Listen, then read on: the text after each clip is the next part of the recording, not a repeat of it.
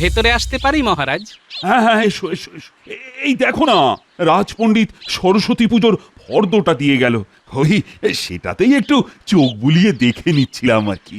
মহারাজ, আপনি এদিকে সরস্বতী পুজোর ফর্দতে চোখ বুলোচ্ছেন, ওদিকে তো প্রজাদের চোখ দিয়ে জল পড়তে শুরু করে দিয়েছে মহারাজ। কেন কেন কেন জল পড়তে শুরু করে দিয়েছে কেন? আপনার বাড়তি খাজনার চাপে মহারাজ। দেখো গোপাল, বাড়তি খাজনা নিয়ে প্রজাদের হয়ে কিন্তু কোনো ওকালতি করবে না তুমি। কিন্তু মহারাজ, খাজনা যদি এক লাফে দ্বিগুণ হয়ে যায় তাহলে বেচারারা দেবেই বা কি আর খাবেই বা কি? খাজনা দেবার ধাক্কায় সকলে যে অনাহারে মরবে। সেই সাথে ভালো করে মা সরস্বতীর পুজো তো করতে হবে মহারাজ। হ্যাঁ, হ্যাঁ, হ্যাঁ, হ্যাঁ, একেবারে ঠিক কথা। পড়াশুনোর সাথে সাথে খুব নিষ্ঠা ভরে মা সরস্বতীর পুজো করা চাই। আচ্ছা গোপাল, কদিন বাদেই তো সরস্বতী পুজো। হ্যাঁ মহারাজ, এখন চলছে পৌষ মাস, মাঘ মাসের মাঝামাঝি সরস্বতী পুজো। হ্যাঁ, এই তাহলে তো আর বেশি দিন বাকি নেই। এখন থেকেই তো আয়োজন শুরু করে দিতে হয়। অন্যান্য বারের মতো এবারেও রাজবাড়িতে খুব জাঁকজমক করে সরস্বতী পুজো হবে তো মহারাজ? হবে রে হবে, গতবারের থেকেও জাঁকজমক করে পুজো হবে। আর সেই সাথে খিচুড়ি ভোগ।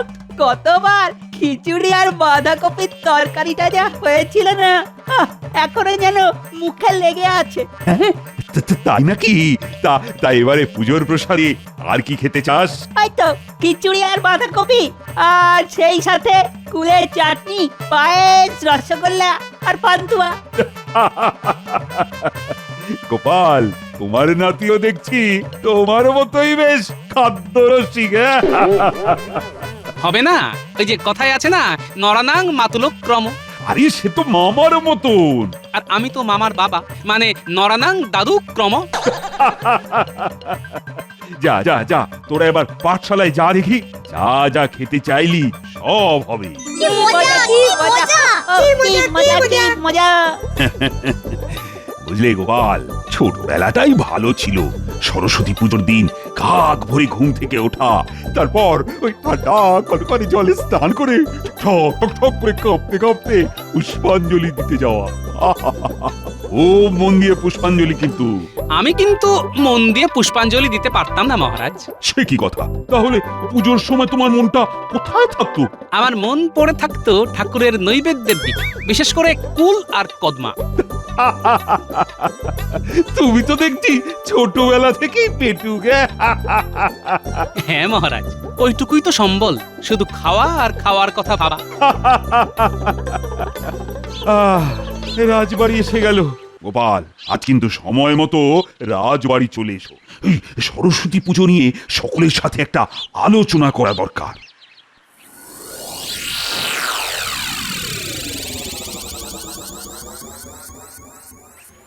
গিন্নি, আজ তাড়াতাড়ি ভাত দেবে কিন্তু, আজ আর রাজসভায় দেরি করে গেলে চলবে না। কথা ছিড়ি দেখো, বলি কবে আর আমার ভাতের জন্য তোমার রাজসভায় যেতে দেরি হলো? দেরি তো হয় তোমার এই গোদাই লস্করি চালের জন্য। যাকে যাক, কথায় কথা বাড়ে। তা আজ কি রান্না করেছে শুনি? বড় বড় পাকা কই। যাও যাও যাও, চট করে চান করে এসো, আমি তোমার ভাত বেড়ে ফেলছি। এই যে রাজপণ্ডিত, পাঁজি দেখে বলো তো, এবার সরস্বতী পুজোটা কবে পড়েছে? পাঁজি লাগবে না মহারাজ, আমার মনে আছে। তাহলে বলো। সরস্বতীর পুজো পড়েছে আগামী 14ই মাঘ।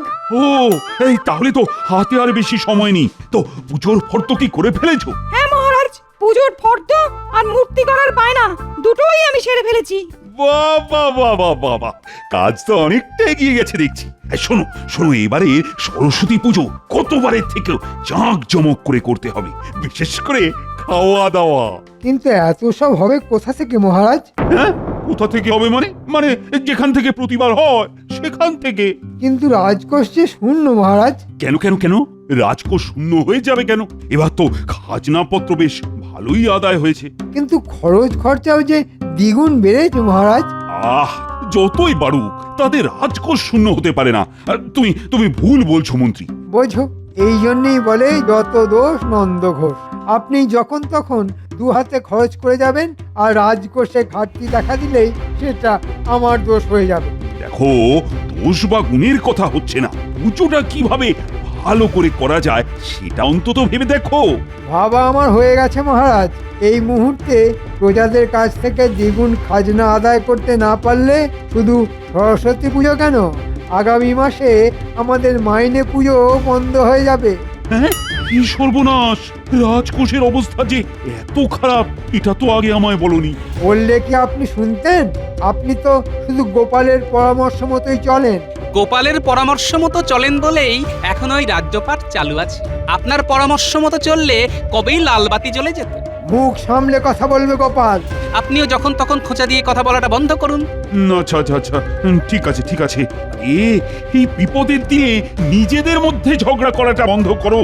কিন্তু 1 লাফে খাজনা দ্বিগুণ করাটা কি মানে প্রজারা ভালোভাবে মেনে নেবে? দেখুন মহারাজ, আমাদের রাজ্যের খাজনা এমনিতেই বেশ কম, তাই ভালো মনে মেনে না নিলে জোর করে মানাতে হবে। মহারাজ, ওটা আমার ওপর ছেড়ে দিন। কি করে খাজনা আদায় করতে হয় সেটা আমি খুব ভালো করেই জানি। শোনো শোনো শোনো, মহারাজের আদেশ অনুসারে সকল প্রজার খাজনা দ্বিগুণ করে দেওয়া হলো। আর এই বাড়তি খাজনা মিটিয়ে দিতে হবে মাঘ মাসের শুরুতে। শোনো শোনো শোনো, আজ থেকে সব প্রজাকে দ্বিগুণ খাজনা দিতে হবে। এ আবার কি রকম কথা? 1 লাফে খাজনা একেবারে দ্বিগুণ হয়ে গেল। আমরা খাবই বাকি আর খাজনা দেবই বাকি করে। আমাদের মহারাজ তো এতটা অবিবেচক নন। আমার মনে হচ্ছে এ সমস্তই হয়েছে ওই কুচক্রী মন্ত্রী মশাইয়ের পরামর্শে। না না, এটা একেবারে মেনে নেওয়া যায় না। কেমন হলে আমরা সবাই মিলে মহারাজের কাছে যাব। চুপ চুপ চুপ, এই দাঁড়া, চুপ কর চুপ কর চুপ কর, মন্ত্রী মশাই আসছে। কিরে, সকলে মিলে গুজগুজ করে কি বলছি? দল পাকাচ্ছি, তাই না? শোন, দল পাকিয়ে মহারাজের কাছে গিয়েও কোনো লাভ হবে না। একবার যা আদেশ হয়েছে সেই আদেশই বলবৎ থাকবে। তাই দল না পাকিয়ে কিভাবে খাজনা দিবি সেই ব্যবস্থা করে ফেল।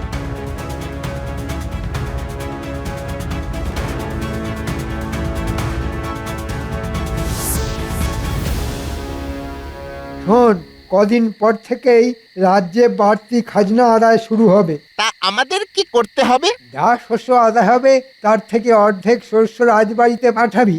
আর বুঝতে পেরেছি, বাকিটা আর বলতে হবে না। বুঝতে পেরেছিস মানে? সাপের হাঁচি যেমন বেদে বুঝতে পারে, তেমনি পুরোটা না বললেও আপনার কথা আমরা ঠিক বুঝতে পারি মন্ত্রী মশাই। তাহলে বল, কি বুঝতে পেরেছিস? ওই তো, অর্ধেক শস্য রাজবাড়িতে চলে যাবে আর বাকি শস্য ঢুকে যাবে আপনার গোলায়। কি মন্ত্রী মশাই, ঠিক বললাম তো? ঠিক, একেবারে ঠিক। তা তুই তো দেখছি বেশ শিয়ানা হয়ে উঠেছিস। শিয়ানা আমি বরাবরই, কিন্তু আপনার মতো হায়নার কাছে আমার সব শিয়ানাগিরি যে তুচ্ছ মন্ত্রী মশাই। কি এত বড় সাহস তোর? তুই আমাকে হয় না বললি? আহা, রাগ করেন কেন? এটা একটা কথার কথা। কিন্তু আমার একটা কথা আছে। বল। আচ্ছা, আপনার গোলায় শস্য ঢোকাতে গিয়ে যদি ধরা পড়ে যায় তাহলে তো ওই বিচ্ছিরি রকমের কেলেঙ্কারি হবে। কিচ্ছু হবে না। কেন? বাড়তি খাজনা আদায় শুরু হলেই রাজ্য জুড়ে একটা অরাজক অবস্থার সৃষ্টি হবে। তখন কোন শস্য কার গোলায় ঢুকছে তার হিসেব আর কেউ রাখবে না। এসব ব্যাপারে বেশি মাথা না ঘামিয়ে যেরকম বললাম সেই রকম করবি।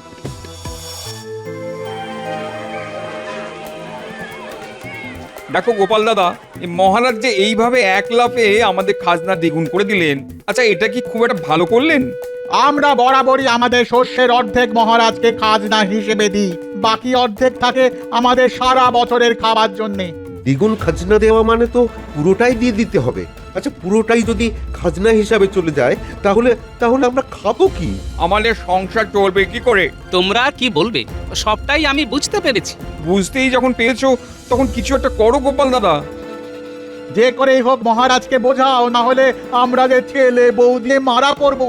ঠিক আছে, আজ মহারাজের সঙ্গে কথা বলে দেখছি। হ্যাঁ গোপাল দাদা, তাই দেখো। ঠিক আছে ঠিক আছে, দেখি কি করা যায়। আজ তাহলে সকলে এসো তোমরা।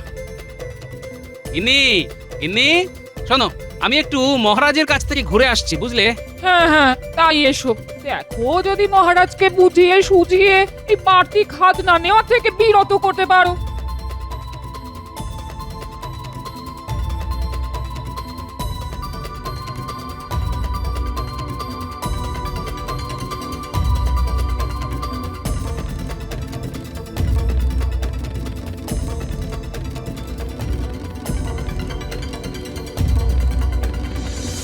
ভেতরে আসতে পারি মহারাজ?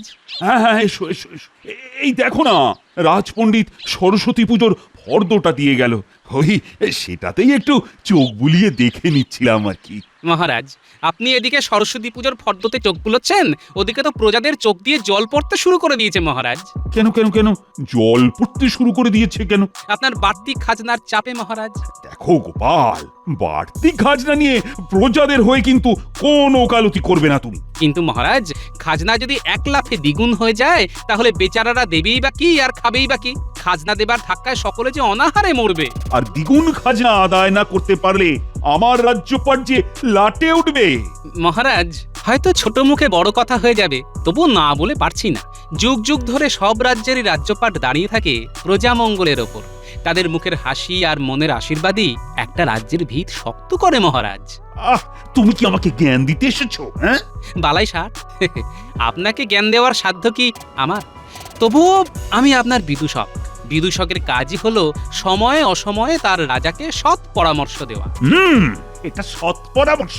রাজকোষের টাকা নেই, আজ বাদে কাল কি করে সরস্বতী পুজো হবে সেটা জানি না, আর তুমি এসেছো বাড়তি খাজনা না দেওয়ার জন্য পরামর্শ দিতে। এই তুমি কিনা আমার বিদূষক? হ্যাঁ, এই তুমি আমার ভালো চাও? শোনো গোপাল, তুমি যদি এই ব্যাপারে আর একটাও কথা বলো না, তাহলে তাহলে আমি কিন্তু তোমাকে বরখাস্ত করতে বাধ্য হব। আপনাকে আর বরখাস্ত করতে হবে না মহারাজ। কাল থেকে আমি আর রাজসভায় আসবো না। তবে সময় এলে বুঝতে পারবেন, হুট করে প্রজাদের খাজনা দ্বিগুণ করে দিলে তাদের মনের অবস্থা কি হয়।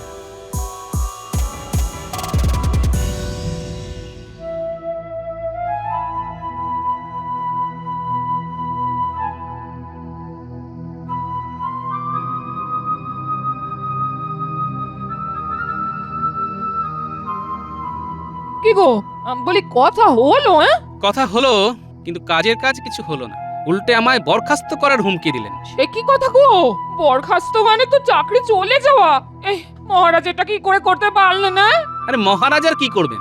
আমি মহারাজকে বলে দিয়ে এলাম যে কাল থেকে আমি আর রাজসভায় যাব না। কিন্তু রাগের মাথায় চাকরি ছেড়ে দিয়ে সংসারটা চলবে কি করে? তার জন্য ভেবো না গিন্নি, আমার কি চাকরির অভাব? ওই তো বর্ধমানের মহারাজা কতবার আমায় ডেকেছেন। তেমন হলে পুটলি পোটলা নিয়ে দুজনে মিলে বর্ধমানেই চলে যাব।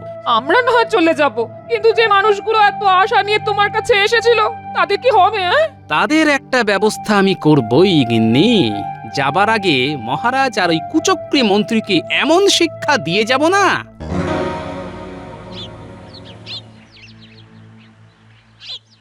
বাড়ি আছিস নাকি রে পুটির বাবা? বলুন। শুনলাম তোরা নাকি দল বেঁধে গোপালের বাড়ি গিয়েছিলিস। না গিয়ে আর উপায় কি বলুন? বিপদে আপদে সেই তো আমাদের রক্ষাকর্তা। রক্ষাকর্তা? কিন্তু তোদের সেই রক্ষাকর্তাই তো মহারাজের কাছে তোদের কথা বলতে গিয়ে আচ্ছা করে ধাতানি খেয়ে এসেছে। তার চাকরিটা না চলে যায়। হ্যাঁ, সে কি? তাহলে কি হবে? কি আবার হবে?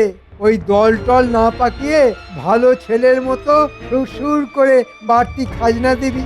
যে খাজনার অর্ধেক যাবে রাজভাণ্ডারে আর অর্ধেক ঢুকে যাবে আমার গোলায়। শোন, কদিন পর থেকেই খাজনা আদায় শুরু হবে, তার জন্য তৈরি থাকিস। হায় অদৃষ্ট!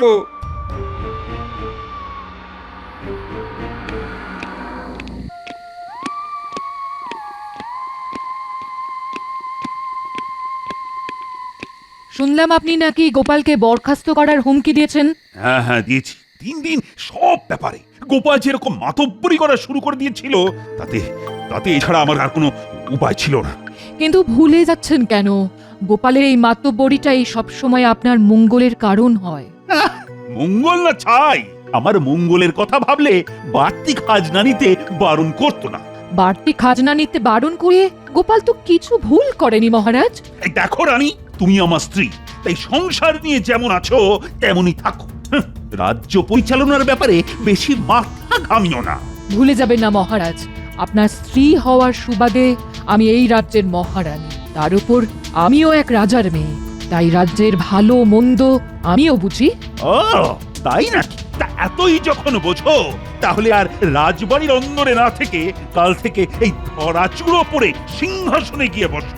তেমন দিন আসলে বসতে হবে বই কি। আর আমি যদি কোনোদিন সিংহাসনে বসি তাহলে সব থেকে আগে কি করব জানেন? কি করবে? কি করবে? গোপালকে করব আমার মন্ত্রী। গোপাল গোপাল আর গোপাল, সরস্বতী পুজো কি করে হবে সেই চিন্তা ছেড়ে গোপাল নিয়ে পড়েছে। ধুত্তেরি। আজ রাগ দেখিয়ে চলে যাচ্ছেন যান মহারাজ, তবে একদিন আসবে যেদিন ঠিক বুঝতে পারবেন গোপালই আপনার প্রকৃত সুহৃদ। এই যে মন্ত্রী, তা কবে থেকে খাজনা আদায় শুরু হবে? হ্যাঁ এই তো মহারাজ, কাল থেকেই শুরু করে দেব ভাবছি। হ্যাঁ শুরু করে দাও, শুরু করে দাও। হ্যাঁ, কদিন বাদেই তো সরস্বতী পুজো। সরস্বতী পুজোয় গোপাল থাকবে না? না, থাকবে না। তোমরা তো সকলেই জানো মহারাজ তাকে রাজসভা থেকে বরখাস্ত করেছেন, তবুও তার প্রসঙ্গ বারবার টেনে আনো কেন বলো তো? না, মানে গোপাল না থাকলে পুজোর মজাটা কি সেরকম জমবে? ঠিক জমবে। গোপালের চিন্তা তোমরা সব মাথা থেকে একেবারে নামিয়ে দাও। কেন মহারাজ এ কথা বলছেন কেন? কেন?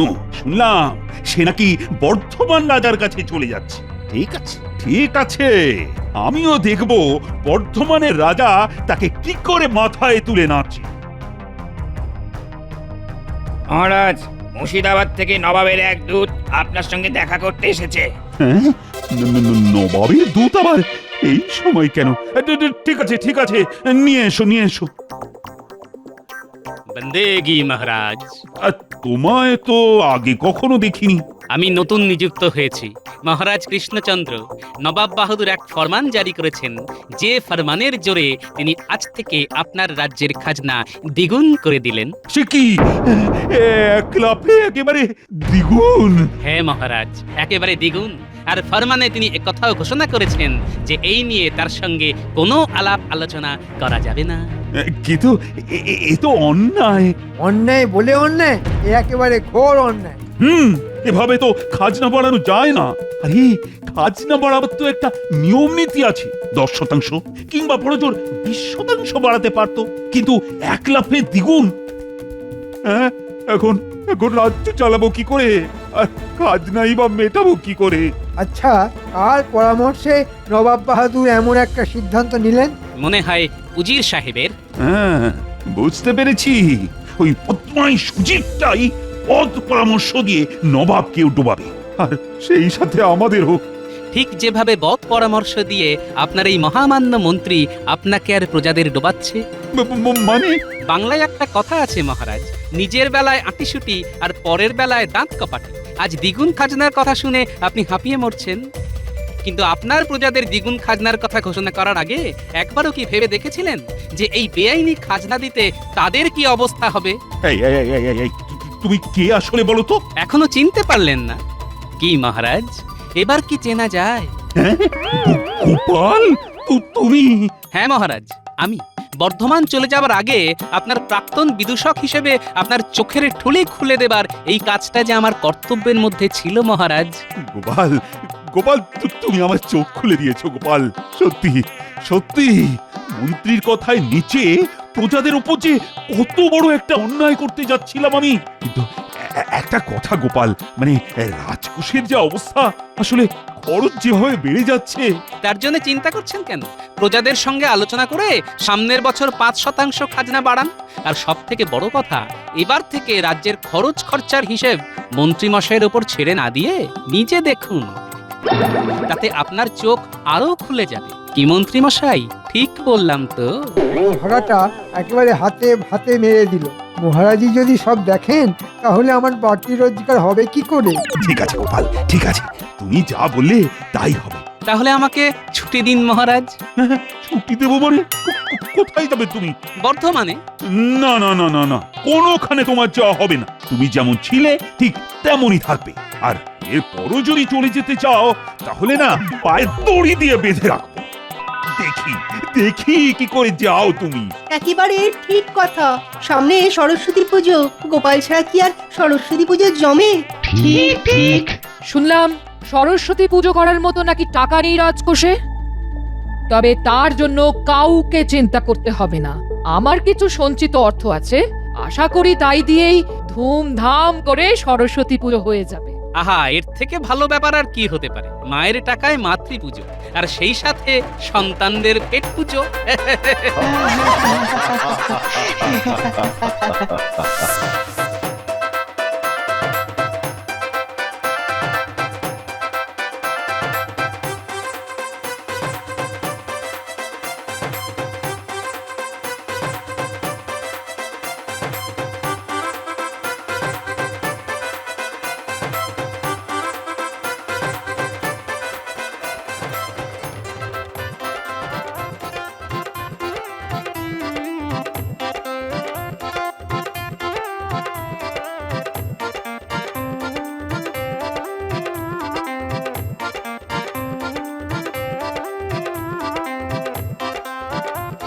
বুঝলি বুঝলি বুঝতে যা যা খেতে চেয়েছিলি সব হয়েছে।